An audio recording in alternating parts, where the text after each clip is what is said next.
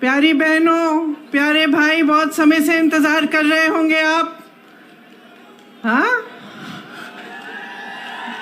आपकी बहुत आभारी हूं कि आपने इतना इंतजार किया।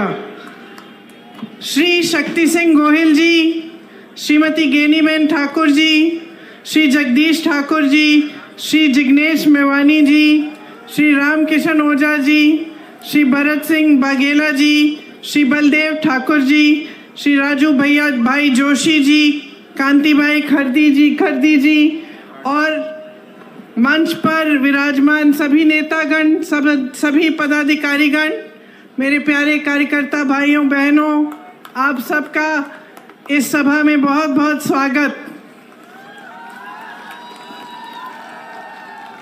अभी मुझे माँ अम्बा जी का एक चित्र दिया गया, इसलिए शायद उचित रहेगा एक बार सभा शुरू करने से पहले मेरे साथ माँ अम्बा जी की जोर से एक बार जय कहिए। माँ अम्बा जी की जय, माँ नटेश्वरी जी की जय और गेड़ा हनुमान जी की जय। देखिए, ये गुजरात की धरती है। यहाँ से इस दुनिया के सबसे, शायद इस पूरी हमारी जो पीढ़ी है और इससे पहले की पीढ़ियाँ, उसमें शायद दुनिया की सबसे महान हस्ती आपने, गुजरात ने इस दुनिया को दी। महात्मा गांधी जी यहाँ पे जन्मे।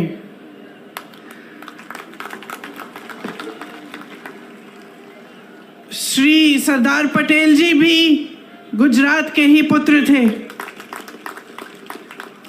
वीर रणछोड़ रबाड़ी जी भी इसी धरती के थे। ये सारे महापुरुष किस लिए लड़े? ये सारे महापुरुष आपकी आजादी के लिए लड़े। ठीक है, ये पुरानी बात है। 70 साल निकल गए, बीत गए, हमारा देश आजाद है, स्वतंत्र है, हमारे देश में एक संविधान बना, इसी लड़ाई से उभरा। जितने भी हमारे स्वतंत्रता सेनानी थे, जितने बड़े बड़े महापुरुष रहे, चाहे पटेल जी हो, चाहे गांधी जी हो, नेहरू जी हो, सब ने लड़कर, ब्रिटिश साम्राज्य से लड़कर हमारे देश को आज़ाद करवाया और हमें एक संविधान दिया। ये संविधान जो उन्होंने हमें दिया, इसका महत्व आपको समझना पड़ेगा। आज बहुत ही ज़रूरी है कि आप कुछ मूल बातें, जो गहरी बातें हैं हमारे देश की राजनीति के बारे में और अपने जीवन के बारे में, आप ठीक ढंग से समझें, ताकि जो निर्णय आप लेने जा रहे हैं चुनाव में, वो आप सोच समझ के और सारी जानकारी लेके लें। जब हम संविधान की बात करते हैं, खास इसलिए हम आज ये बात उठा रहे हैं क्योंकि भाजपा के कई नेताओं ने, जो चुनाव लड़ रहे हैं, कुछ मंत्रियों ने, देश भर में जो घूम रहे हैं, उन्होंने कहा कि अगर भाजपा फिर से जीतेगी तो संविधान बदला जाएगा। तो आज सबसे पहली बात मैं संविधान के बारे में करना चाहती हूँ, क्योंकि ये संविधान क्या है और किस तरह से आपके जीवन पर इसका प्रभाव पड़ता है, ये समझना ज़रूरी है। संविधान से आपको अधिकार मिलते हैं। सबसे बड़ा अधिकार ये है कि आप वोट डाल सकते हो। ये आपको अधिकार दिया गया है, देश के किसान को, देश के गरीब को, देश के मजदूर को और देश के प्रधानमंत्री को भी, देश के मंत्रियों को भी, देश के बड़े बड़े शख्सों को भी यही एक अधिकार मिला है। मतलब सबका एक समान अधिकार है। जितना आपकी वोट में शक्ति है, उतनी शक्ति उनके वोट में है। उनकी वोट में आपसे ज़्यादा शक्ति नहीं है। देश में जितने भी देशवासी हैं, उनका एक समान अधिकार ये वोट है। ये वोट संविधान ने दिया है आपको। आरक्षण भी संविधान ने दिए हैं आपको। तो जो आरक्षण का अधिकार है कि किसी समुदाय को या किसी जाति को अगर लगता है कि ठीक ढंग से मौके नहीं मिल रहे हैं, काफ़ी सालों से उनके साथ अत्याचार हुआ है या शोषण हुआ है, तो संविधान कहता है कि आपको कुछ अधिकार मिलने चाहिए और आपको आरक्षण मिलना चाहिए। मतलब रोजगार मिलता है तो आपके लिए कुछ रोजगार आरक्षित हो, ये भी संविधान आपको देता है। तो ये दो बहुत बड़ी चीज़ें हैं जो आपको संविधान द्वारा मिलती हैं। इसके साथ साथ अगर आप किसी की आलोचना करना चाहें या किसी नेता से या राजनीतिक दल से सवाल उठाना चाहें कि क्या किया है मेरे लिए, ऐसा काम आपने क्यों किया, तो आप आंदोलन भी कर सकते हैं, आप खड़े हो सकते हैं, अपनी आवाज़ उठा सकते हैं। ये भी अधिकार आपको संविधान ने दिया है। अब जब ये लोग कहते हैं कि संविधान को बदलना चाहते हैं तो इनका क्या मतलब है? इनका मतलब ये है कि जितने भी अधिकार आपको दिए गए हैं वो अधिकार कम करेंगे, उनको कमज़ोर किया जाएगा। क्योंकि अगर आप आज की राजनीति को देखें और समझें तो आपको स्पष्ट पता चलेगा कि पिछले 10 सालों में प्रधानमंत्री श्री नरेंद्र मोदी जी ने जो सबसे बड़ा काम किया है वो ये काम किया है कि जनता के अधिकारों को कमज़ोर किया है। एक ज़माने में, मैं हमेशा ये कहानी बताती हूँ, एक ज़माने में बड़े बड़े प्रधानमंत्री होते थे, वो आपके गांव आते थे, वो आपके घरों में आते थे, और जब आपके घरों और आपके गांव में आते थे तो आप अपना हक मांगते थे। मैंने खुद अपने पिताजी, अपनी दादी जी के साथ देखा है। मैं यूपी के किसी छोटे से गांव में गई, एकदम पिछड़े ज़िले में, जहाँ पे मेरा पहुँचना आज के दिन मुश्किल था क्योंकि बहुत लंबा सफ़र था गाड़ी से। एक रास्ते में हेलीकॉप्टर लिया, फिर गाड़ी ली, फिर पहुँची। और जब मैं एक गांव में गई तो एक छोटी सी बुढ़िया ने मुझे बताया, छोटी इसलिए क्योंकि इतनी बुढ़िया थी कि वो ऐसी झुकी हुई थी, उन्होंने मुझे बताया कि जब आपकी दादी जी आई थी तो जो खीर मैं आपको खिला रही हूँ ऐसी ही खीर बना के मैंने उनको खिलाया। मैं अपने पिताजी के साथ गांव जाती थी, उनके पीछे पीछे, तो अपने ही संसदीय क्षेत्र में जब वो किसी के घर में चले जाते तो अगर कोई सुविधा नहीं मिली होती या पानी नहीं आ रहा है या उस ज़माने में वो इंडिया मार्क 1 लगता था, वो नल नहीं लगा है या सड़क नहीं बनी है, तो डांट खाते थे। जनता डांटती थी कि आप प्रधानमंत्री हैं, हमारा नल नहीं लगाया आपने। और लोग कहते थे उनसे कि देखिए, वोट हम आपको तब देंगे जब आप सड़क बनाएंगे, जब आप पानी लाएंगे। प्यार तो हम आपको बहुत करते हैं, आओ खाओ चाय पियो, लेकिन वोट तब मिलेगा जब आप हमारा काम करेंगे। ये राजनीति थी एक ज़माने की। और इस राजनीति का आधार किसने डाला? गुजरात के सबसे महान बेटे ने डाला, महात्मा गांधी जी ने। महात्मा गांधी जी ने सारे नेताओं से अपनी संपत्ति छुड़वाई, सबको ज़मीन पे लाए, सबको घरों में ले गए, गरीबों के की समस्याओं को सुनो, और जो जनता है देश की वो सर्वोपरि है। ये बात गांधी जी ने सिखाई।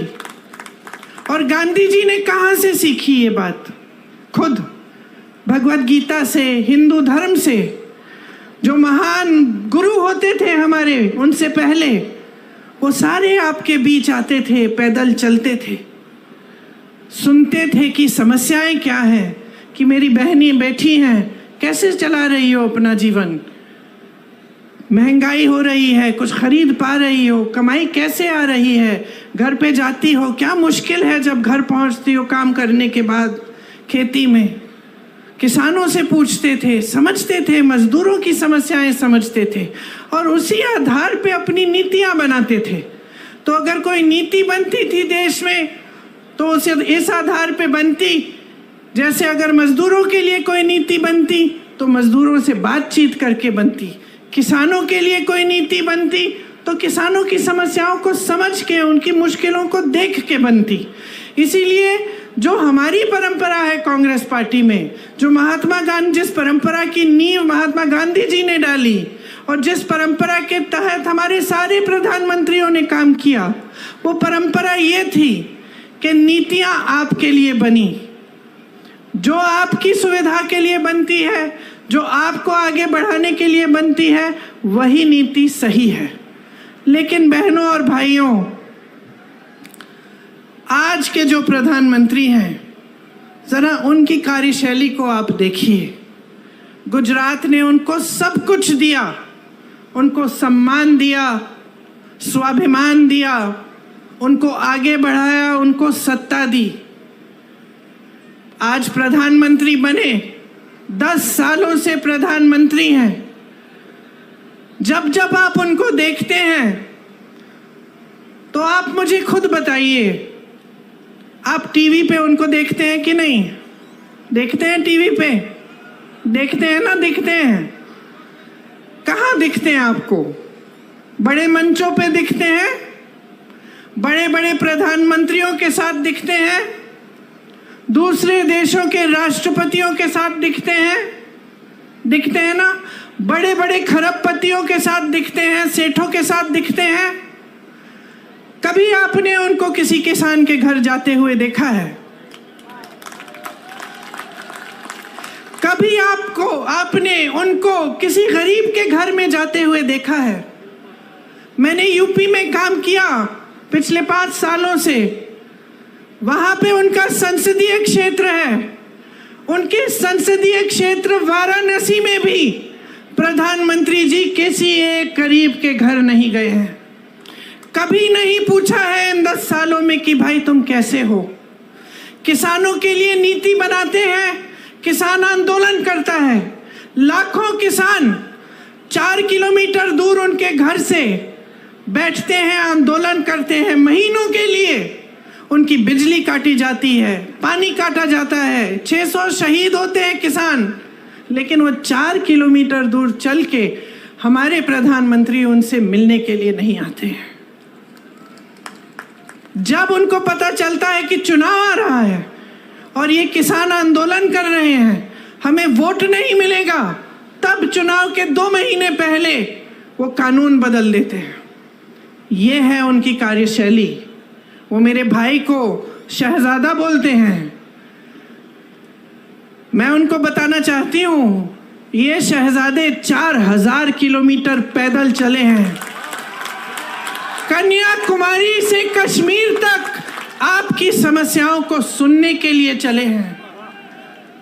मेरी बहनों से मिले हैं, मेरे भाइयों से मिले हैं, किसानों से मिले हैं, मजदूरों से मिले हैं और सबसे प्यार से मिलकर पूछा है कि तुम्हारे दिल में क्या मुश्किलें हैं, तुम्हारे जीवन में क्या समस्याएं हैं, उनको हम हल कैसे कर सकते हैं। और एक तरफ आपके शहंशाह नरेंद्र मोदी जी महलों में रहते हैं। आपने कभी टीवी पे उनका चेहरा देखा है? एकदम साफ सुथरा सफेद कुर्ता, एक दाग नहीं है धूल का, एक बाल इधर से उधर नहीं हो रहा है। वो कैसे समझ पाएंगे आपकी मजदूरी, आपकी खेती? कैसे समझ पाएंगे? कैसे समझ पाएंगे कि आप किस दलदल में धंसे हुए हो? महंगाई से आप दब चुके हो। हर तरफ महंगाई। मेरी बहनें, मिट्टी के का तेल आज कितने का है? सब्जी खरीदने जाती हो, मिलती है क्या? तुम भाव क्या है उसका? पेट्रोल डीजल का दाम क्या है? मेरे किसान भाइयों, किस तरह से गुजारा कर रहे हो? खेती के हर सामान पे जीएसटी है, हर सामान महंगा हो चुका है। मेरी बहनें, अगर कोई त्योहार होता है, कुछ खरीदना पड़ता है, नए कपड़े, बच्चों के लिए कोई वर्दी खरीदनी पड़ती है, फीस भरनी पड़ती है, कोई बीमार पड़ जाता है, इलाज करना पड़ता है, तो क्या हालत होती है आपकी? ये मोदी जी नहीं जान सकते, क्योंकि मोदी जी अब अपने महल में बंद हैं, सत्ता से घिरे हुए हैं। उनके आसपास जितने भी लोग हैं उनसे डरते हैं, उनको कोई कुछ कहता नहीं है, और अगर कोई आवाज उठा भी ले तो उस आवाज को दबाने की कोशिश होती है। आज उनको ये नहीं पता है कि आप कितनी समस्याओं से जूझ रहे हैं। आप देखिए यहाँ राजपूत समाज की महिलाओं का कितना अपमान किया गया। मोदी जी ने क्या किया? क्या हटाया उस प्रत्याशी को? हटाया उस प्रत्याशी को? आपकी मांग क्या थी? आपकी मांग ये थी कि हटे। आपको अपमानित किया। मोदी जी ने सुनी आपकी बात? आपकी सुनवाई हुई? मैं आपसे वादा करती हूं बहनों कि अगर हमें मौका मिला, हम देश भर में आपकी बात हम फैलाएंगे, बताएंगे और इस तरह का अपमान आपके साथ हम नहीं होने देंगे। आज मेरी बहनों, जहां जहां महिलाओं का अपमान किया गया है, वहां मोदी जी की सरकार ने जिन्होंने अपमान किया, जो अत्याचार कर रहे हैं, उनका साथ दिया है। उनके पक्ष में खड़ी हुई है इनकी सरकार, आपके पक्ष में नहीं। हाथरस में महिला के साथ अत्याचार हुआ, उसको जला के मार डाला। भाजपा की सरकार ने उनको बचाया जिसने अत्याचार किया था। उन्नाव में हुआ, मैं उस महिला के घर गई, कोई ऐसा अत्याचार नहीं था जो उसके परिवार पे नहीं बरसाया गया, क्योंकि उस महिला ने आवाज उठाई। उसके साथ अत्याचार करने वाला एक भाजपा के प्रधान का रिश्तेदार था। उस महिला ने, नौजवान थी, आवाज उठाई, कचहरी में गई केस डालने। जहां वो अपमान हुआ था वहां केस नहीं डाला गया तो अगले जिले में चली गई, वहां से डाला। रोज सुबह अकेली जाती थी 6 बजे ट्रेन लेकर अगले जिले में, वहां पे कचहरी में जाती थी अपने केस की सुनवाई के लिए। एक दिन जब वापस आ रही थी तो उसको जलाकर मार डाला। 1 किलोमीटर जलते हुए चली, कोई आया नहीं मदद करने के लिए, पुलिस नहीं आई, कोई नहीं आया। जब मैं उसके घर गई तो उसके पिताजी ने मुझे बताया कि क्योंकि उसने आवाज उठाई थी, उसके भाइयों को पीटा गया था, उसके पिताजी को पीटा गया था, पिताजी के खेत जला डाले थे, लेकिन सरकार से कोई मदद नहीं मिली। मोदी जी ने कोई मदद नहीं की। हमारी बड़ी बड़ी ओलंपिक की मेडलिस्ट महिलाएं जो लड़ी देश के लिए, मेडल लाई, जब मेडल लाई तो मोदी जी ने उनके साथ फोटो खिंचवाई और सारे अखबारों में लिखा था कि देखिए मोदी जी हैं तो मुमकिन है, मोदी जी की वजह से ये मेडल लेके घर आई हैं। जब वही महिला सड़क पे उतरी क्योंकि उसके साथ अत्याचार हुआ था, मोदी जी ने उनकी मदद नहीं की। उस महिला ने, उसकी आंखों में आंसू थे जब उसने मुझे बताया कि दीदी मैंने सोचा था कि मैंने इतना बड़ा काम किया है देश के लिए, मेडल लाई हूँ, अगर मैं यहाँ पे बैठ के मांग करूँगी तो ज़रूर मेरे साथ न्याय मिलेगा, मुझे न्याय मिलेगा। लेकिन उसे न्याय नहीं मिला। आपको मालूम है क्या तोहफा मिला उसको, जिसने उस पर अत्याचार किया? आज उसका बेटा भाजपा के टिकट पे खड़ा है। जिस तरह से जिसने यहाँ पे आपकी महिलाओं का अपमान किया, उसके बेटे को टिकट दिया, उसी तरह से उत्तर प्रदेश में इसके बेटे को भी टिकट दिया। ये है नरेंद्र मोदी जी की सरकार की असलियत। और जैसे मैंने कहा, घिरे हुए हैं सत्ता से, अब आपको नहीं पहचानते, आपको नहीं जानते। बताइए, अगर गुजरात की जनता से कटे नहीं होते तो यहां से चुनाव क्यों नहीं लड़ रहे हैं? गुजरात से क्यों चुनाव नहीं लड़ रहे हैं? इतनी दूर जाकर वाराणसी में क्यों लड़ रहे हैं? क्योंकि कट चुके हैं आपसे।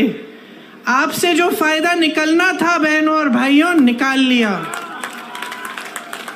आपने सत्ता दी, मुख्यमंत्री बनाया, कई बार बनाया, यहाँ उनको सत्ता मिली, नाम मिला, आपके समर्थन से उनको सम्मान मिला, यहाँ से चले गए प्रधानमंत्री बनने, आपको भूल चुके हैं और आपसे कट चुके हैं। ये किसानों की धरती है, यहाँ अनार, आलू, जीरा पैदा करते हैं आप। आपसे पूछना चाहती हूँ, मोदी जी की 10 साल सरकार है, आपको न्यूनतम समर्थन मूल्य मिलता है इसके लिए? नहीं मिलता।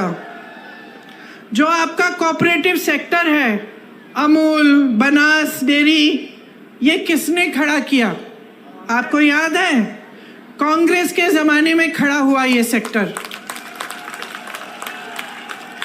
और आज प्रयास क्या है? भाजपा के नेता इसका कब्जा करने की कोशिश कर रहे हैं। ये आपकी संपत्ति है, ये आपके लिए बनाया गया सेक्टर, ताकि आप फूले फले, आप आगे बढ़ें, ताकि यहाँ के किसान आगे बढ़ें। भावनगर में गौचरों की ज़मीन पर भी इनके नेताओं ने कब्जा किया है।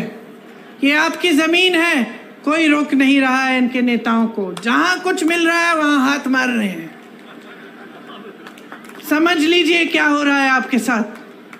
कांग्रेस पार्टी ने एक न्याय पत्र निकाला है।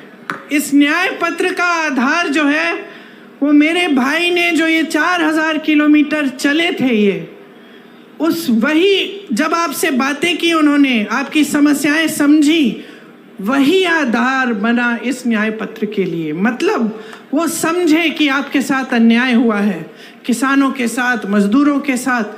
तो उन्होंने एक ऐसा घोषणा पत्र निकलवाया हमारी पार्टी से, जिसमें आपके लिए सारी सुविधाएं हैं। और इससे पहले, इस चुनाव से पहले, जहां जहां प्रदेशों में चुनाव हुआ है, हमने जो घोषणा पत्र में लिखा है वो करके दिखाया है।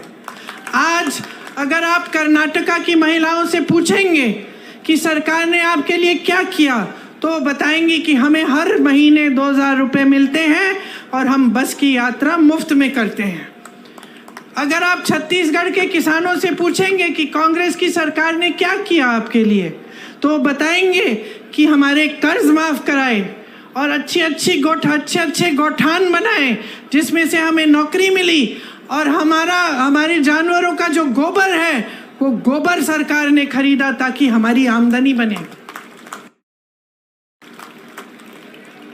इसी तरह से आपके लिए हम कुछ गारंटी लाए हैं, और उसमें किसान भाइयों के लिए आपका जो MSP है, जो न्यूनतम समर्थन मूल्य है, वो एक कानून बनेगा। मतलब आपका अधिकार बन जाएगा।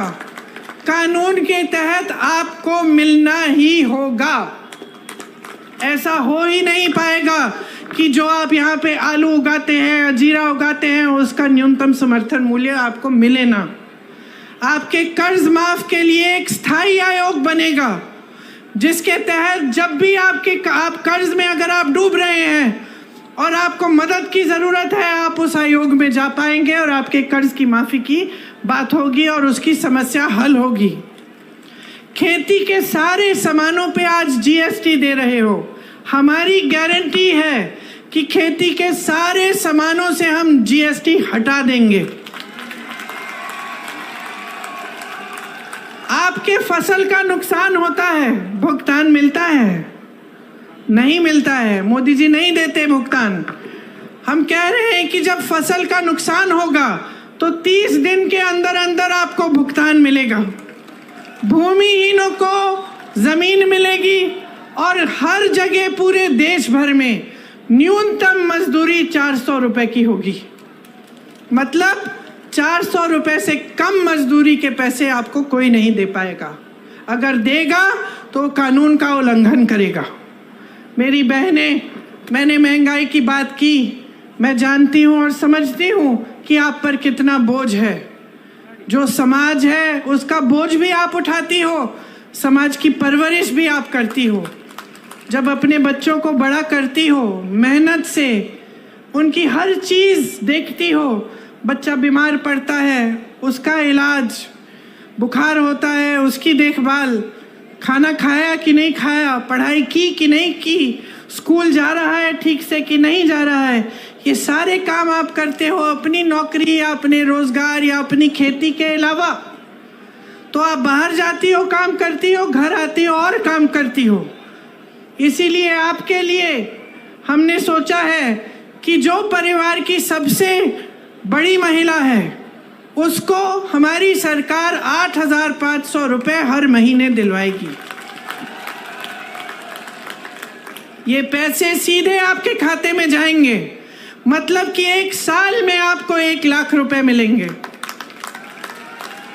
और 50% जितने भी सरकारी नौकरियां हैं उसमें से 50% महिलाओं के लिए आरक्षित रहेंगी। पहले के आरक्षण है उसी के तहत। तो ये हमने आपके लिए सोचा है। और आंगनवाड़ी, आशा बहुएं और जो मिड डे मील्स में महिलाएं काम करती हैं, केंद्र का जो योगदान है आपके मानदेय के लिए वो बढ़ाया जाएगा, दुगना किया जाएगा, ताकि आपका मानदेय बढ़ जाए। तो सबके लिए हमने कुछ सोचा है, क्योंकि देखिए आज के ज़माने में आप जब मेहनत करके अपने बच्चों की परवरिश करते हैं तो आपके सामने अन्य मुश्किलें आती हैं। आप बड़ा करते हैं बच्चों को, आपके यहाँ अगर गांव में पाठशाला है या कोई सुविधा है ठीक है, लेकिन उसके बाद जब उनको यूनिवर्सिटी जाना होता है, विश्वविद्यालय में जाना होता है, तो नई मुश्किल खड़ी होती है, क्योंकि फीस भरनी पड़ती है। किस तरह से वो पढ़ाई ख़त्म करेंगे। यहाँ गुजरात में ज़्यादातर प्राइवेट विश्वविद्यालय खोले जा रहे हैं, बड़ी बड़ी फीस है। जितने भी माँ बाप हैं, चाहे कितने भी गरीब हो, चाहे किसान हो, मजदूर हो, कुछ भी हो, आज के दिन सब चाहते हैं कि हमारा बच्चा शिक्षित हो ताकि उसको अच्छा रोजगार मिले। सही बात है कि नहीं? और आप किसी भी हालत में कैसे भी कर्ज लेकर, मजदूरी करके, कॉन्ट्रैक्ट पे नौकरी करके आप कमाते हैं, इसीलिए कि आपके बच्चों की परवरिश हो और वो बड़े हो के शिक्षित हो और उनको नौकरी मिले। ये सही बात है कि नहीं? अब आपने शिक्षित कर दिया, किसी न किसी तरह से आपने कर्ज लेकर बच्चे को शिक्षित कर दिया। बच्चा परीक्षा देने जाता है भर्ती के लिए, और आज क्या हो रहा है, पूरे देश भर में पेपर लीक हो जाते हैं। पेपर लीक हो जाते हैं। जो फीस आपने ट्यूशन के लिए भरी है, जितनी मेहनत बच्चे ने की है, सारी ऐसे ही गवाई जाती है। उसको पता नहीं होता कि फिर से पेपर देना है, शायद उसमें भी लीक हो जाए। कितने साल इंतज़ार करना पड़ेगा, या कुछ महीनों बाद फिर से इम्तिहान देना पड़ेगा। मानसिक तनाव होता है, कुछ पता नहीं होता कि भविष्य में नौकरी मिलेगी नहीं मिलेगी।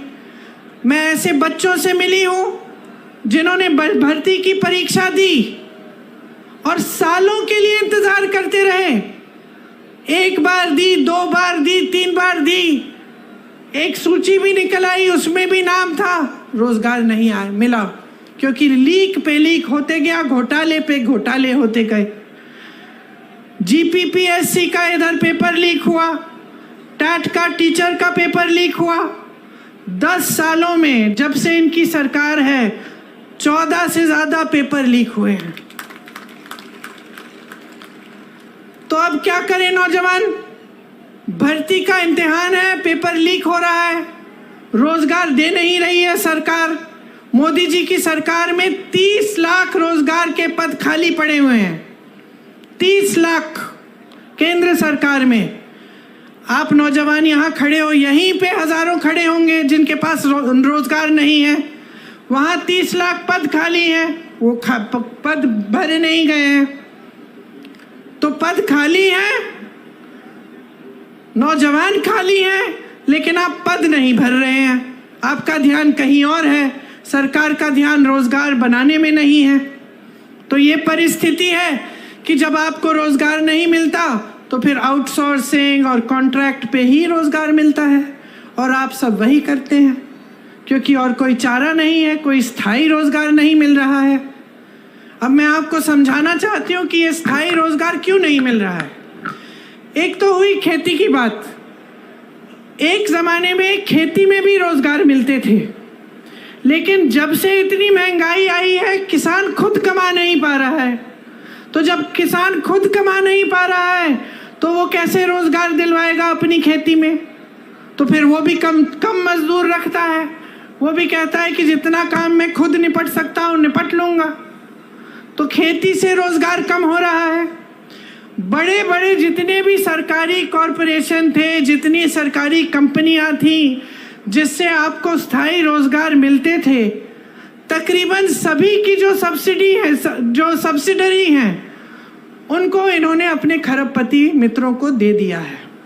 आज देश का कोयला, देश की सड़कें, देश का पावर, देश के हवाई अड्डे, देश के बंदरगाह सब इनके बड़े बड़े खरबपति मित्रों को दे दिए गए हैं। इनको आपकी संपत्ति थी, आपको रोजगार मिलता था, आपको सुविधाएं मिलती थी, अब वो सारी संपत्ति बड़े बड़े खरबपतियों की हो गई है।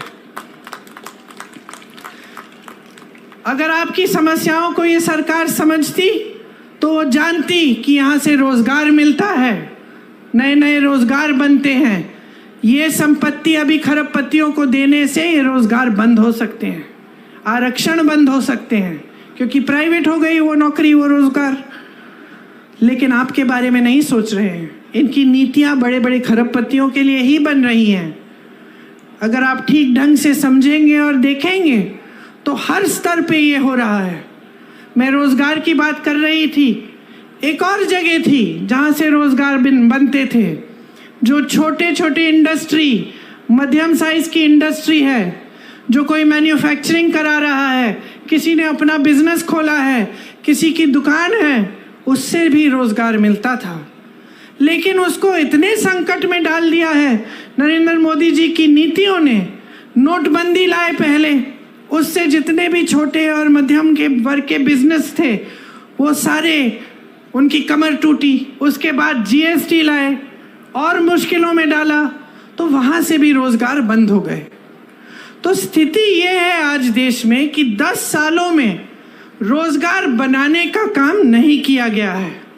इसीलिए आज आप इस परिस्थिति में हैं कि आज देश में 45 सालों में सबसे ज़्यादा बेरोजगारी आज है। आज 70 करोड़ नौजवान हमारे देश में बेरोजगार हैं। और जहाँ जहाँ अच्छी अच्छी स्कीमें थी या अच्छे अच्छे रोजगार थे, जैसे आपने देखा है सेना में था, उसको भी इन्होंने 5 सालों के लिए करके अग्निवीर जैसी स्कीम लाके उसको भी खत्म कर दिया। अब कोई जाना नहीं चाहता है, सेना में भर्ती नहीं होना चाहता, क्योंकि कहता है कि 5 साल बाद घर आ जाऊंगा फिर बेरोजगार होऊंगा। तो ये परिस्थिति है। सारी नीतियां बड़े खरबपतियों के लिए बन रही हैं। जो 30 लाख रोजगार जो खाली हैं, जो पद खाली हैं, हम कह रहे हैं हम उन सबको भरेंगे जब हमारी सरकार आई है। ये कांग्रेस पार्टी की गारंटी है। मैं नौजवानों को यहाँ खड़े हुए देख रही हूँ। अगर और जब आप स्नातक पास होंगे तो आपके लिए एक अप्रेंटिसशिप का प्रोग्राम लाएंगे हम। अप्रेंटिसशिप मतलब आपने देखा और सुना होगा कि जो अमीर लोग हैं, इनके बच्चे जब पढ़ाई ख़त्म करते हैं तो स्थायी रोजगार मिलने से पहले उनको एक अप्रेंटिसशिप में डाला जाता है, जिसको इंटर्नशिप कह लीजिए, लेकिन उसमें वो कमाते हैं। तो हम आपके लिए ऐसी अप्रेंटिसशिप लाएंगे जो आज तक गरीब बच्चों के लिए उपलब्ध नहीं थी, जिसमें आप जब स्नातक पास होंगे आपको भी एक अप्रेंटिसशिप के प्रोग्राम में डाला जाएगा और आपको 1 लाख रुपए सालाना आप उससे कमा पाएंगे। आपके लिए 50,000 करोड़ रुपए का एक फंड बनेगा, जिससे अगर आप छोटे कारोबार अपने शुरू करना चाहेंगे आपको लोन मिलेगा और आप वो लोन लेके, आप वो पैसे लेके आप वो कारोबार शुरू कर सकेंगे।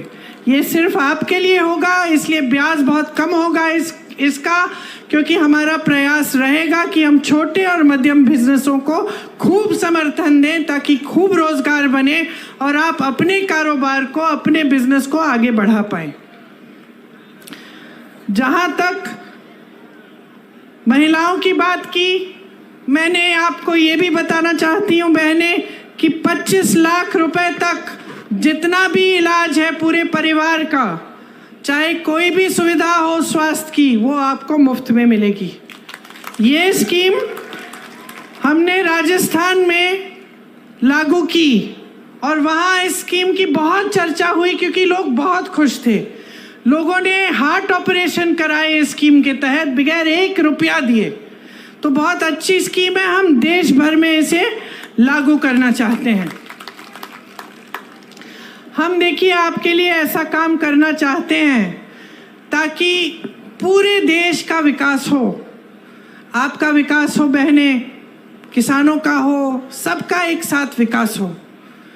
क्योंकि हमारे संविधान में लिखा है कि सबको समान दृष्टि से देखना है, और ये जो समानता है ये हमारे संविधान की देन है। आज प्रधानमंत्री जी कहते हैं कि जो इस देश में समानता चाहता है वो संविधान के विरोध है। तो आप सोचिए कि इन्होंने हर चीज को घुमाकर उल्टा कर दिया है। संविधान आपके लिए बना, आप सबको समान अधिकार देने के लिए बना। आज देश के प्रधानमंत्री खुद आपके सामने खड़े होकर कहते हैं कि जो समानता के लिए लड़ रहा है वो संविधान का विरोध कर रहा है।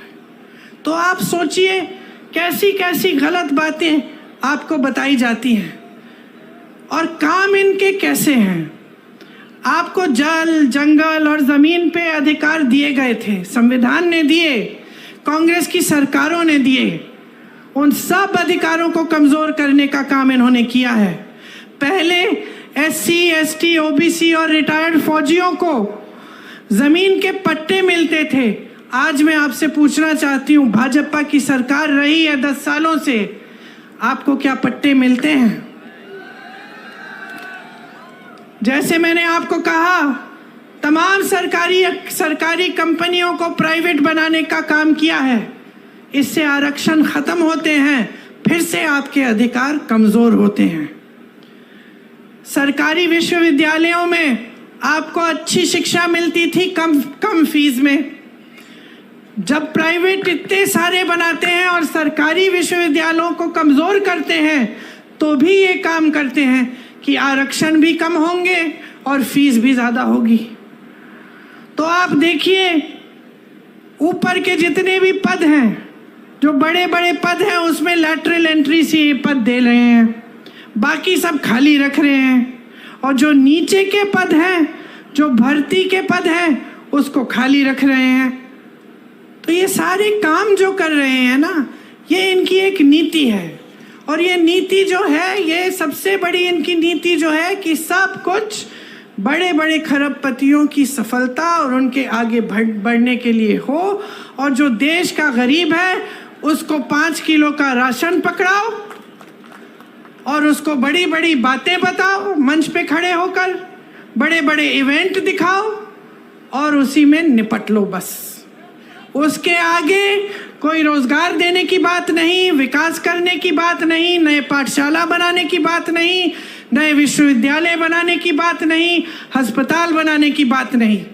कहते हैं कि कांग्रेस ने 70 सालों में क्या किया। मैं इनसे पूछना चाहती हूँ, 10 सालों में आपने क्या किया? हमने IIM बनाए, IIT बनाए, एम्स बनाए, HAL बनाया, BHEL बनाया। आप नाम लीजिए, कांग्रेस ने बनवाया। भाखड़ा नंगल डैम बनवाया, आपका अमूल बनाया। इन्होंने क्या बनाया? इन्होंने क्या बनाया? फूट फैलाई लोगों के बीच में, नफरत का बीज बो दिया, क्योंकि उस नफरत के बीज से उन्हीं की सत्ता बढ़ेगी। आपसे जब आते हैं चुनाव के समय आपसे बात करने के लिए, तो क्या बातें करते हैं? आए थे अभी 2-3 दिन पहले, मैंने सुना उनका भाषण। चुनाव है हिंदुस्तान में, बात हो रही है पाकिस्तान की।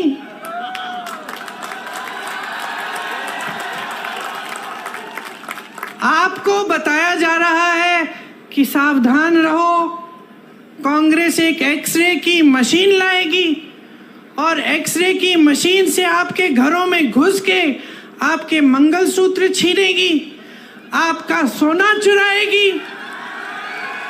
ये कहा जा रहा है। देश के प्रधानमंत्री हैं, इतनी स्तरविहीन बातें। आपने देश का प्रधानमंत्री चुना ताकि देश का सम्मान रखें, पूरा देश देखे कि ये हमारे प्रधानमंत्री हैं, ये अच्छी सुलझी हुई बातें करते हैं, सभ्य बातें करते हैं, क्योंकि यही हमारी देश की सभ्यता रही है। हम अपने बड़ों को देखते हैं और हम कहते हैं कि देखिए कितने सभ्य हैं, आदर देते हैं। लेकिन अब हमारे प्रधानमंत्री आपके सामने झूठ तो बहुत बोलते हैं। लेकिन अब तो फिजूल की बातें करने लग गए हैं। पहले झूठ तक सीमित था, अब अजीब अजीब सी बातें। आपकी 2 भैंसें हैं तो कांग्रेस एक भैंस चुरा लेगी।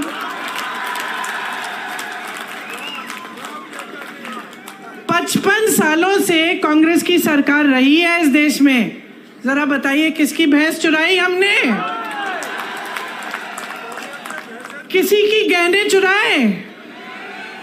किसी के मंगलसूत्र पे आंच आने दी? और आज हम आपके घरों में एक्सरे की मशीन, सबसे पहले तो ये बताएं कि कैसी है भाई ये एक्सरे की मशीन जो मंगलसूत्र निकाल के ढूंढती है? मैं भी देखना चाहती हूँ, कुछ ऐसा है भी इस दुनिया में। और अब हम आकर आपके घरों के अंदर चोरों की तरह आपके भैंस चुराएंगे, आपका सोना चुराएंगे। क्यों? क्योंकि उनका वो पुराना जो रट है वो चल नहीं रहा है। क्योंकि आज इस देश की जनता जाग रही है, क्योंकि आज इस देश की जनता कह रही है कि मेरे मंच पे आओगे तो मेरी काम की बात करो। आज इस देश की जनता कह रही है मुझे इस चुनाव को हिंदू मुसलमान पे नहीं लड़ना है, मुझे इस चुनाव को बिजली, पानी, रोजगार, महंगाई पे लड़ना है। आज इस देश की जनता कह रही है कि बहुत हो गया मोदी जी, बहुत हो गया, बहुत देख लिया आपकी नौटंकी, बहुत सुन लिया आपके भाषण, लेकिन आपके भाषणों में एक लफ्ज हमारे लिए नहीं रहा। आज देश की जनता कह रही है कि मोदी जी हमें बताइए, 10 साल से हमने आपको पूरी सत्ता दी, उस सत्ता का क्या किया आपने? क्या आपने हमारे जीवन में आप तरक्की लाए कि नहीं लाए? और जनता को दिखने लगा है कि 10 साल बीत गए, बहुत बड़ी बड़ी बातें, क्या था वो, सबका साथ सबका विकास, ऐसी बात। किसका विकास हुआ? बैठे हो ना, विकास हुआ है आपका विकास हुआ है बहने। तो बस हवा में बड़ी बड़ी बातें हुई हैं और आपने शानदार इवेंट, ये तो मैं बोलती हूँ, बड़े शानदार इवेंट बनाए इन्होंने। हर 2-2 महीने एक शानदार इवेंट।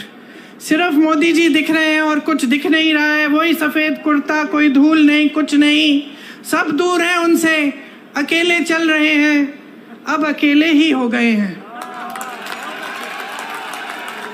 अब ये जनता जो है ना, उनका अकेलापन देख रही है और उनके अकेलेपन का हर रोज प्रमाण देख रही है। ये जो बातें होती है ना कि आपकी भैंस चुरा लेगी कांग्रेस, ये उसी का प्रमाण है। कोई सच्चाई नहीं बता रहा है, अकेले बैठे हैं। सलाहकार भी झूठ बोल रहे हैं, सलाहकार भी सही बात नहीं बता रहे हैं। अजीब सी परिस्थिति बन गई है बहनों और भाइयों आज हमारे देश में। इसको पहचानो।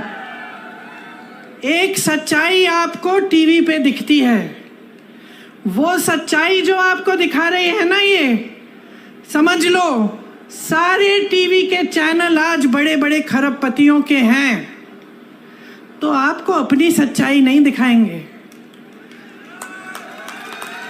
आपने कितने प्रोग्राम देखे हैं इस चुनाव के दौरान जहां कोई पत्रकार दुकान में जा रहा है और कह रहा है कि भाई आज टमाटर का दाम देखो, कि देखो कितनी महंगी है ये तेल, या ये गैस सिलेंडर कितना बढ़ चुका है, क्या लोग गुजारा कर पाएंगे? ये आप नहीं देखते किसी चैनल पे। किसी चैनल पे आप ये नहीं देखेंगे कि 70 करोड़ लोग इस देश में बेरोजगार हैं मोदी जी के राज में। ये बात, इस पे कोई रिपोर्ट नहीं देखेंगे। आप देखेंगे कि मोदी जी कौन से कपड़े पहनते हैं, मोदी जी किस प्रधानमंत्री से मिल रहे हैं, किस तरीके के आम खाते हैं, ये देखेंगे आप। क्योंकि आज मीडिया भी झुक गई है, सारे चैनल भी झुक गए हैं। पत्रकार एक समय में सवाल उठाता था, मुझे याद है मेरे पिताजी के समय में एक अखबार रोज 10 सवाल छापता था, प्रधानमंत्री से सवाल है ये। आपको याद होगा कैसे आक्रमण होती थी मीडिया, कोई घबराता नहीं था नेता, कहता था ठीक है सवाल पूछो जवाब देंगे। आज तो नेता इतने घबरा गए हैं ये कि जब इनका चुनाव आ रहा है जो इनके सामने जो प्रत्याशी खड़े हैं उनको घूस देके उनको बिठा रहे हैं। मैंने सुना है कि गृह मंत्री जी के संसदीय क्षेत्र में 16 प्रत्याशी ऐसे ही बैठ गए चुनाव से पहले, या तो डराए गए हैं, धमकाए गए हैं, या किसी को घूस दे दिया है और बैठ रहे हैं कि चुनाव ही ना हो। अरे इतने मजबूत गृह मंत्री हो, इतने बड़े प्रधानमंत्री हो, देश की पूरी सत्ता तुम्हारे पास है, सीट पे सीट तुम्हारी है संसद में, और एक चुनाव लड़ने से डर रहे हो। किस बात का डर है? खड़ा करिए 100 प्रत्याशियों को, हराइए उनको। यही तो चुनाव होता है, यही तो लोकतंत्र होता है। मंच पे खड़े होकर लोगों को झूठ बोलना नहीं होता है।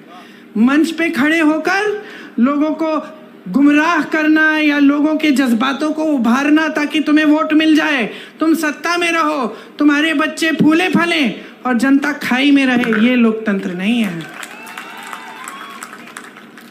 तो मैं यहाँ किस लिए आई हूँ?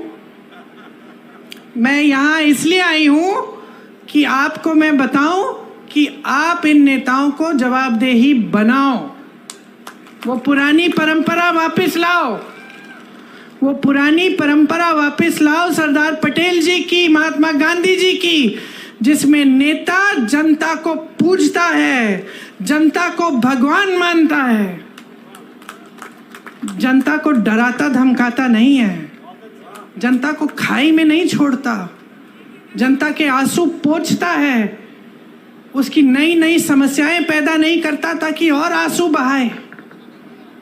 समझ लीजिए, जो संविधान ने आपको दिया है, जो वोट का अधिकार है, वो एक बहुत बड़ा औजार है आपका।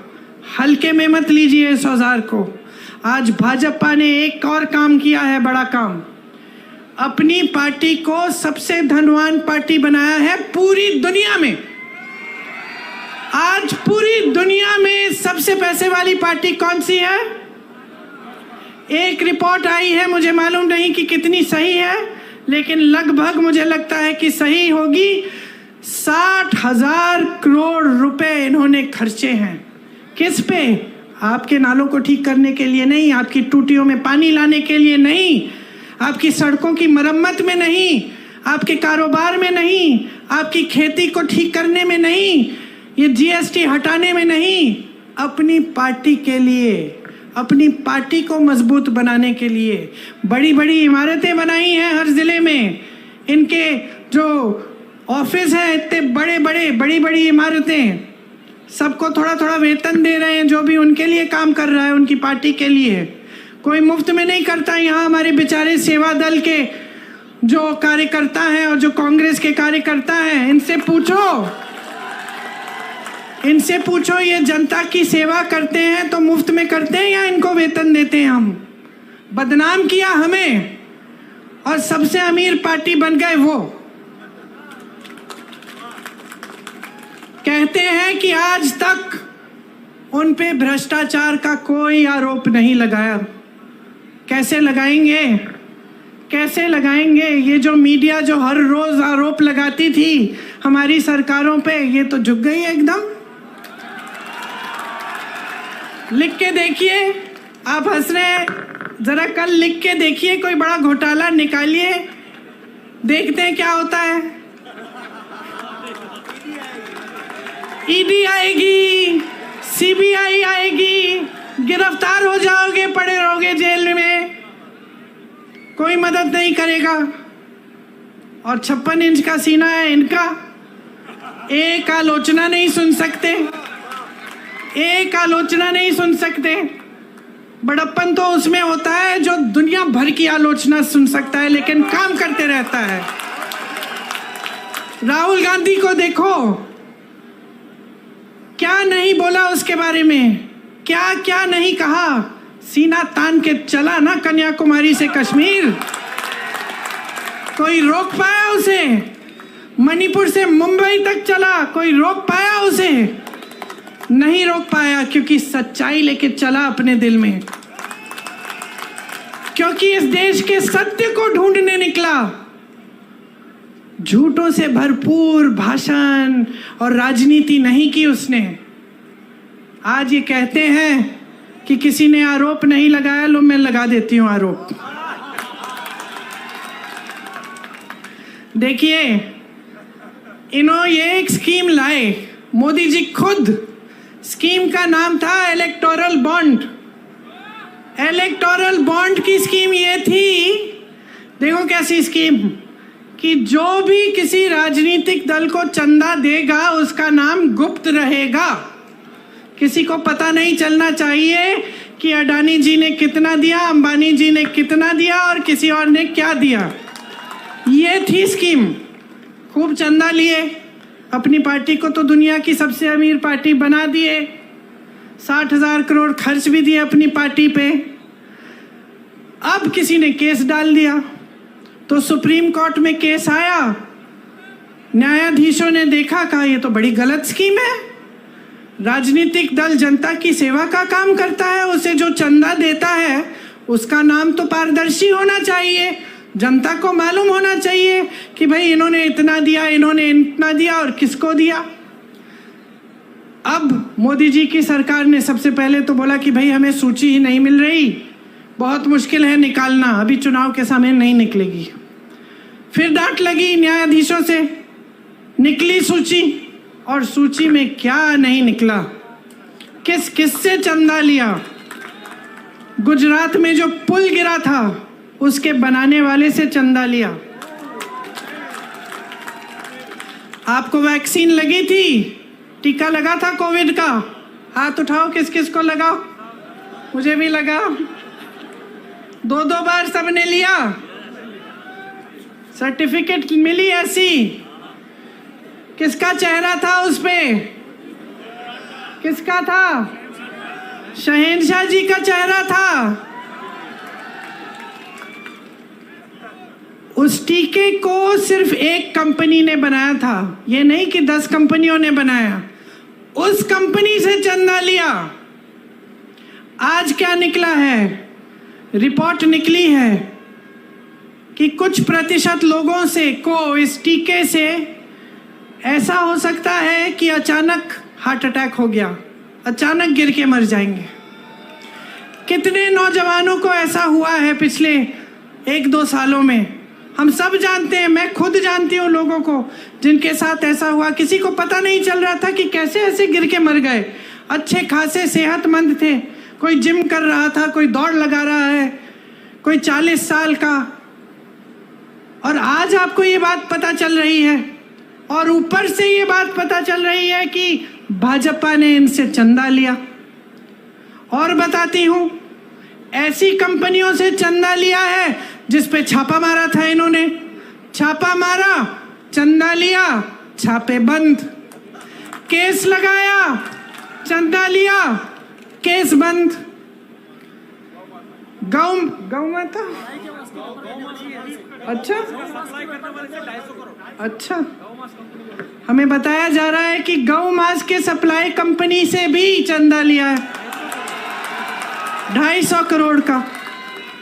यहाँ आपके मंच पे धर्म की बातें, धर्म के रखवाले वहां चंदा ले रहे हैं इन लोगों से। तो ये भ्रष्टाचार है कि नहीं है?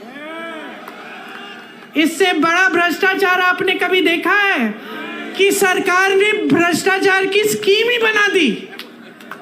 एक जमाने में भ्रष्टाचार होता भी था तो छुपके चोरी से होता था, अब भ्रष्टाचार खुलेआम स्कीम के तहत हो रहा है, इलेक्टोरल बॉन्ड। और आपको कहने की ये हिम्मत कि हम भ्रष्ट नहीं हैं, कहते हैं कि खुद ईमानदार हैं, बाकी सारे नेता भ्रष्ट हैं। किसी को जेल में डाल दिया है, किसी मुख्यमंत्री को, किसी और को जेल में डाल दिया है, किसी पार्टी का, जैसे कांग्रेस पार्टी के खाते बंद करा दिए चुनाव से पहले कि इनको चुनाव के लिए कोई सुविधा नहीं मिलनी चाहिए। अपनी पार्टी को इस कदर वॉशिंग मशीन बना दिया है, धुलने वाली, जो कपड़े धोने वाली मशीन होती है ना, कपड़ा डालो, गंदा कपड़ा अंदर डालो, निकालो तो साफ निकलता है। इसमें क्या होता है, इनकी पार्टी में नेता चले जाता है, पहले कहते हैं भ्रष्ट है, इसके 70,000 करोड़ का स्कैम है, उसका ये घोटाला है, उसने इतना चोरी किया। फिर कहते हैं आइए, आपका स्वागत, हमारी पार्टी में आइए। जैसे ही वो नेता उनकी पार्टी में चले जाता है तो कहते हैं कि बिल्कुल ठीक, इसने तो कुछ किया ही नहीं है, ये तो साफ हो गया, ये तो बहुत ईमानदार आदमी है। तो ये चल रही है राजनीति देश में आज। चुनाव लड़ने की हिम्मत नहीं हो रही है, लोगों को बिठाया जा रहा है, पैसे खिलाए जा रहे हैं प्रत्याशियों को, मुख्यमंत्रियों को जेल में डाला जा रहा है। तो अब देखिए, आप पर निर्भर है आपका भविष्य। आपको लगता होगा कि ये जो बड़े बड़े नेता मंच पे बैठते हैं ये हमारा भविष्य तय करते हैं। कुछ हद तक ये बात सही है, लेकिन सिर्फ कुछ हद तक। सच्चाई ये है कि आप अपना भविष्य तय करते हो। आपका भविष्य आपके हाथों में है। मेरी बहनें, आप जब वोट डालने जाती हो ना, तो 5 सालों के लिए आपके जीवन में क्या होने वाला है इसका आप ये तय करने जाती हो कि आपके गांव में, आपके परिवार में तरक्की आएगी कि नहीं, इसलिए अपना वोट डालती हो। तो इसको हल्के में बिल्कुल नहीं लेना है। सब पढ़ो, सुनो, जानकारी लो, नेताओं की बातें सुनो। कौन यहाँ आकर आपकी बात कर रहा है, कौन गंभीर बात कर रहा है और कौन हल्की बात कर रहा है, कौन भैंसों की बात कर रहा है कि कोई चुराएगा और कौन कह रहा है कि 30 लाख रोजगार आपको दिलवाएंगे। 10 सालों में अगर कुछ किया होता तो ये चुनाव खुशी से उन 10 सालों की कामयाबी पे लड़ सकते थे, लेकिन ये चुनाव इस पे नहीं लड़ रहे हैं। जैसे जैसे चुनाव आगे चला जा रहा है, पहले धर्म की बातें, अब चोरी करने की बातें, पाकिस्तान की बात भी आ गई है। अब जैसे जैसे आगे बढ़ेंगे और ये 1 महीना निकलेगा चुनाव का, तो आप देखते रहना।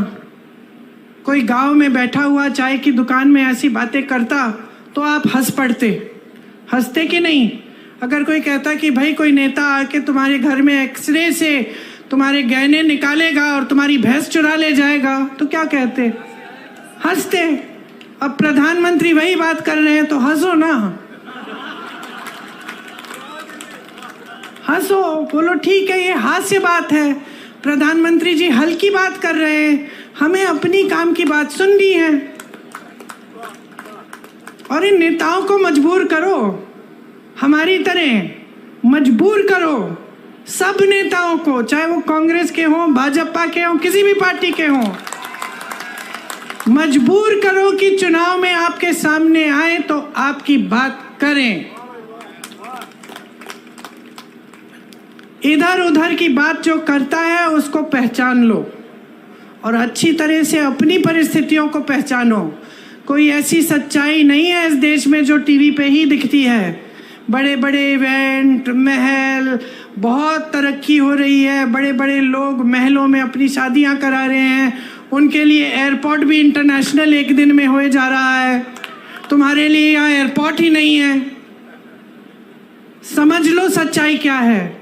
सच्चाई तुम्हारा जीवन है। ये जीवन जो तुम जी रहे हो, ये जो रोज सुबह उठ के रोजगार ढूंढने निकलते हो, कुछ नहीं मिलता। दुकान जाते हो कुछ खरीदने के लिए, आधी चीजें छोड़ के वापस घर आ जाते हो। ये है तुम्हारे जीवन की असलियत। खेती कर रहे हो, मजदूरी कर रहे हो, मेहनत कर रहे हो, पसीना बहा रहे हो, लेकिन कुछ कमा नहीं पा रहे हो। जो कमा रहे हो जा रहा है महंगाई की वजह से। ये है आपकी सच्चाई। इस सच्चाई के आधार पर अपना वोट दो। इस सच्चाई के आधार पर, जिस सच्चाई को आप अपने अनुभव से जानते हो, जिस सच्चाई को आप, अपनी बहनें, आपके बच्चे जो जी रहे हैं, जब बच्चे को खाना नहीं दे पा रहे हो, वो भूखा सो रहा है, वो सच्चाई है। जब बहन बीमार है, इलाज के लिए दवाई नहीं खरीद पा रही है, रो रही है, दर्द हो रहा है, रो रही है, ये सच्चाई है। जब बच्चा होने वाला है, अस्पताल इतनी दूर है कि पहुंच नहीं पा रही है, ये सच्चाई है। ये जो 1100 रुपए 1200 का सिलेंडर आप खरीद रहे हो, ये सच्चाई है। समझ लो कि अगर अपनी सच्चाई आज नहीं पहचानोगे, और इस सच्चाई के आधार पर अपना वोट नहीं डालोगे तो ये देश इसी तरह आगे बढ़ेगा जिस तरह से पिछले 10 सालों में आपने देखा है। क्या है कि कहीं नहीं जा रहा है, सिर्फ बड़े लोग और बड़े होते चले जा रहे हैं, सिर्फ अमीर लोग और अमीर होते चले जा रहे हैं। सारी सुविधाएं इनको, आपके लिए कुछ नहीं। टैक्स भी आप ज्यादा भर रहे हैं इनसे, आपका टैक्स बढ़ाया जाता है, जीएसटी लगाया जाता है, उनका टैक्स बढ़ाया नहीं जाता है। 16 लाख करोड़ रुपए उनके कर्ज माफ होते हैं। किसके बैंक से? मोदी जी का बैंक है घर में, मोदी जी का बैंक है, आपका बैंक है। सरकारी बैंकों से 16 लाख करोड़ 22 उद्योगपतियों को माफ किए और यहाँ किसान रो रहा है, आत्महत्या कर रहा है 10,000 रुपए के लिए और आपने उसको 1 रुपया माफ नहीं किया। मैं एक किसान के घर गई उत्तर प्रदेश में, ललितपुर में। वो खाद की लाइन में खड़े खड़े गिर के मर गया, खाया नहीं था दिनों से। सोचा कि चलो खाद मिल जाएगी, कुछ हो जाएगा काम। 2 दिनों के लिए लाइन में खड़ा रहा, कुछ खाया नहीं, कुछ पिया नहीं, वहां पे गिर के मर गया। एक और किसान के घर गई मैं, 1 लाख रुपए के लिए आत्महत्या की उसने। उसकी बेटी घर आई, उसको मिले अपने पिताजी। 1 लाख रुपए के लिए आत्महत्या और 16 लाख करोड़ रुपए आप बड़े बड़े खरबपतियों को माफ कर रहे हैं, किसानों के कर्ज माफ नहीं करेंगे। किसका पैसा है ये? कैसी बनी इतनी धनी आपकी पार्टी? कहां से आया ये सारा पैसा? किसकी संपत्ति है? जोर से बोलो, जोर से बोलो, और जोर से बोलो। आपकी संपत्ति है, आपकी संपत्ति है। यही संपत्ति है जिससे आपकी सड़कों को बनाना चाहिए था, जिससे आपको लिए पाठशालाएं बनानी थी, अस्पताल बनाने थे, आपको हर सुविधा दिलवानी थी, आपके कर्ज माफ करने थे। जब यूपी के किसानों को गन्ना का बकाया देना था 15,000 करोड़ रुपए, मैं उस समय भी यूपी में काम कर रही थी, 15,000 करोड़ रुपए था उस समय बकाया, पूरे देश भर का था और यूपी के किसान उसमें शामिल थे। मोदी जी ने क्या किया? वो बकाया दिया।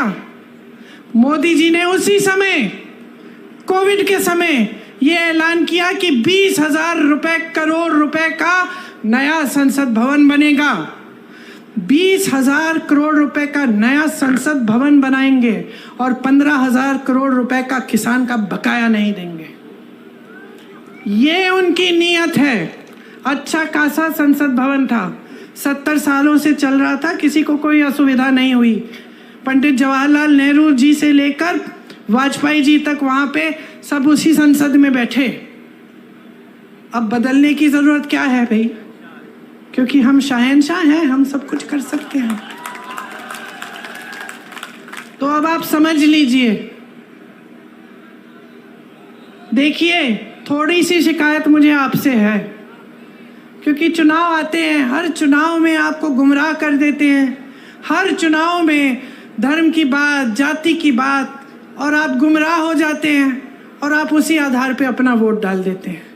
और मैं सिर्फ यहाँ पे इसलिए आई हूँ आपसे कहने के लिए, अपने लिए अपना वोट दो, अपनी समस्याओं के आधार पर दो। किसी नेता को मत देखो, पार्टी को मत देखो, आप ये देखो कि भाई विकास कौन लाएगा मेरे गांव में, मेरे जीवन में तरक्की कैसे होगी। कांग्रेस पार्टी बता रही है, ये रहा हमारा न्याय पत्र, सबके लिए कुछ है इसमें।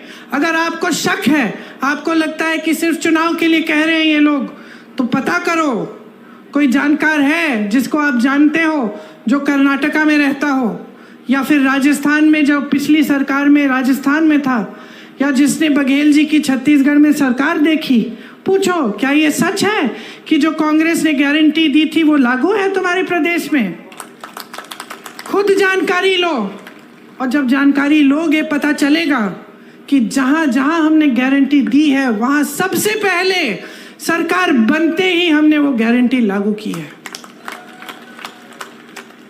हम उस राजनीतिक परंपरा से आते हैं जिसका सबसे महान बेटा आपका बेटा था। महात्मा गांधी जी की राजनीतिक परंपरा से आते हैं। सत्य की परंपरा है। इससे बड़ी हिंदू धर्म में कोई परंपरा नहीं है। जितने भी भगवान हैं, जितने भी गुरु हैं, जितने भी संत रहे, सबने हमें यही कहा, सत्य के पथ पर चलो।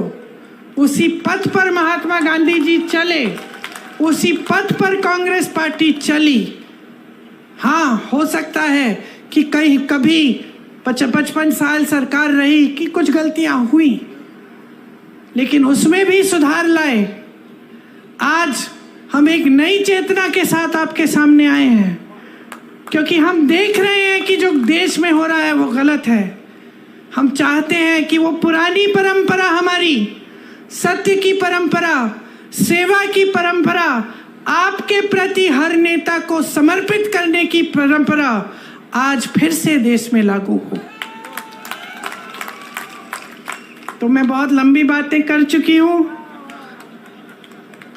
आशा है मैं जानती हूं आपने बहुत ध्यान से सुना, लेकिन आशा है कि जिस दिन आप वोट डालने जाएंगे, कहाँ है मेरी बहन? आइए।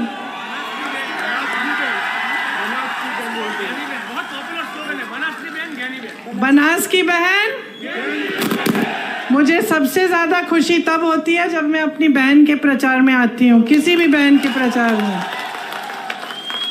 क्योंकि हम लोग सेवा अच्छी तरह करना जानते हैं, निष्ठा से करते हैं।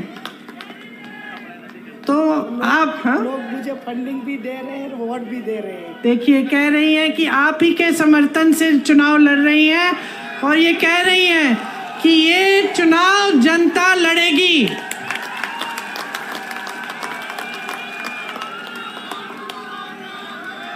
मैं भी इन्हीं के साथ हूं। आप इनको भारी से भारी बहुमत से जिताइए, ताकि आपकी सेवा पूरी हो और आपकी सेवा अच्छी तरह हो। आपको बहुत बहुत धन्यवाद।